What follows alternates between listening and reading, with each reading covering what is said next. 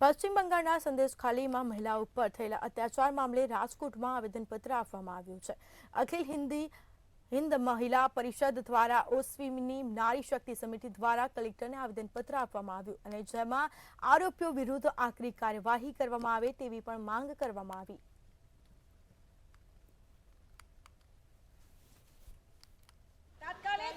પશ્ચિમ બંગાળમાં જે હાલની પરિસ્થિતિ છે,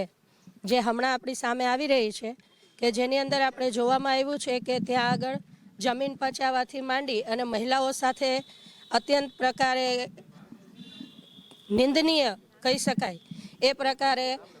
દુષ્કર્મો, બાળકો સાથે તમામ પ્રકારની યૌન શોષણ જેવી ઘટનાઓ સામે આવી રહી છે। જે બાબતે ભારતનો જે મંત્ર છે વસુધૈવ કુટુંબકમ, એના આધારે ભારત મારો દેશ છે અને ભારતના તમામ નાગરિકો મારા ભાઈ બહેન છે, જે આધારે ત્યાંની બહેનો, બાળકો અને એના પરિવાર ઉપર થતા અત્યાચાર માટે આજે અમે રાજકોટનું જે ઓજસ્વીની નારી શક્તિ સંગઠન છે એ વિરોધ દર્શાવીએ છીએ।